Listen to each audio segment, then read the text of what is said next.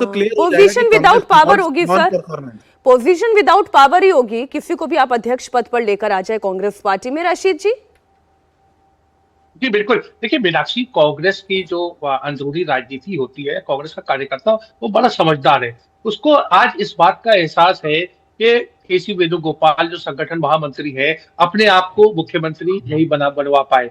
तो राहुल गांधी के विश्वास पात्र थे, उनके विधायकों का समर्थन था, उनके पास साधन थे, उसके बावजूद वो खुद मुख्यमंत्री नहीं बन पाए। तो जो आदमी खुद मुख्यमंत्री नहीं बन पाया, वो हमें क्या बनाएगा, हमें क्या पद दिलाएगा। तो इस तरह की चर्चा कांग्रेस में चल रही है। इसीलिए मुझे लगता है कि जो बहुत ज्यादा प्रयास कर रहे हैं किसी वेणुगोपाल अपने आप को कि वो सशक्त है, वो जिम्मेदार है और वो राहुल गांधी के करीब है, लेकिन ये सिर्फ समय का मामला है कि 2 महीने, 5 महीने, 6 महीने से ज्यादा मुझे नहीं लगता कि वो टिक पाएंगे और उनकी जगह दूसरा व्यक्ति आ जाएगा। क्योंकि एक सत्ता से मतलब पॉलिटिकल पावर का एक नियम होता है कि एक बार जब आदमी आउट ऑफ फेवर हो जाता है तो फिर वो फिर पनप नहीं पाता है। तो ये बहुत बड़ा कारण है जो उनका। नहीं रशीद जी, लेकिन अभी जो शेखर सर थोड़ी देर पहले कह रहे थे, मैं उसी बिंदु पे वापस लेकर आती हूँ इस चर्चा को। सर आप ये कह रहे थे कि ये जो भी इस वक्त पॉलिटिकल मैन्यूवरिंग चल रही है वो इसलिए चल रही है कि सबको खुश रखा जा सके। ठीक है, शिव कुमार भी खुश रहे, सिद्धारमैया भी खुश रहे, केसी वेणुगोपाल भी एडजस्ट रहे, मल्लिकार्जुन खड़गे के बेटे प्रियांक खड़गे को भी आप अकोमोडेट कर ले। बट विनिंग स्ट्रैटेजी क्या है कांग्रेस पार्टी की? जी, ये सवाल आपने बहुत महत्वपूर्ण किया और शेखर अय्यर हमारे बहुत पुराने और बड़े घनिष्ठ मित्र हैं।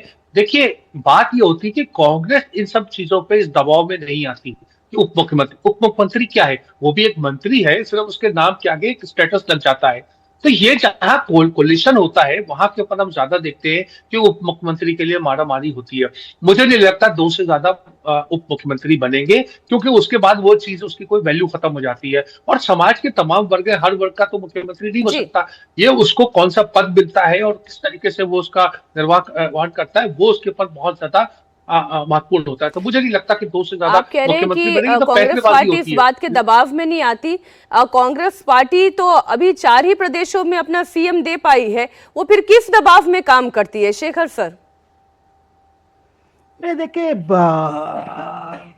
कांग्रेस पार्टी कर्नाटका हो या कहीं केरल भी ले लीजिए, ये यहाँ पे देखिए फैक्शंस होते हैं और फैक्शंस इसलिए होते हैं क्योंकि सबसे ऊपर गांधी परिवार है और सारा फैसला राहुल गांधी जी लेते हैं, जिसमें सोनिया गांधी जी और प्रियंका गांधी जी का भी भूमिका रहती है। और ऐसे समय में जो एक्सेस की बात है, जो डायरेक्टली जो बात कर सके, उस एक्सेस पॉइंट में केसी वेणुगोपाल है। तो वैसे ही देखा जाए, कर्नाटका में देखा जाए तो डीके शिव कुमार एक एक्सेस पॉइंट है, जो एक्सेस पॉइंट सिद्धरामैया को नहीं था। तो ये जब तक ये एक्सेस पॉइंट की मामला है तो कहीं ना कहीं जो सबसे पावरफुल अथॉरिटी है वो गांधी परिवार है कांग्रेस पे। तो हर कांग्रेस नेता जानते हैं कि कोई बड़ा फैसला हो तो वही लेते। देखिए, अभी कर्नाटका में भी फैसला फाइनली राहुल जी ने लिया, क्योंकि जब तक राहुल जी फैसला नहीं ले रहे थे तब तक सिद्धरामैया को भी एक एक्सटेंशन चलता गया। जब 2.5 साल का मामला नवंबर में खत्म हो गया था, फिर सिद्धरामैया की तरफ से एक गुंजाइश थी कि अगर मुझे जनवरी तक आप अलाउ कर देंगे तो मैं कर्नाटका के सबसे लंबे जो पद में राहुल चीफ मिनिस्टर बन जाऊंगा। उससे पहले देवराज उर्स थे, देवराज उर्स भी एक बड़े ओबीसी नेता थे। तो देखिए, कहीं ना कहीं एडजस्टमेंट करके ही चलना पड़ता है। और लेकिन एक बात जो सामने आ रहा है, इस बार राहुल गांधी जी असर्ट करने लगे। पहले ये था कि ठीक है, अभी ज्यादा डिस्टर्बेंस नहीं करना, जब ज्यादातर फोकस गवर्नेंस पे होनी चाहिए। लेकिन समय आ गया है, हम देख रहे हैं कि राहुल जी जहां जैसे फैसला ले रहे। देखिए, केरल में एक दूसरा टाइप फैसला था, जहां एमएलए उनके पास नहीं थे, सतीशन के पास। लेकिन जो चुनाव के बाद जो माहौल था, जिस तरह मैंडेट आया और कांग्रेस की कार्यकर्ता रैंक एंड फाइल की जो भावना थी, वो सतीशन के पक्ष में थी।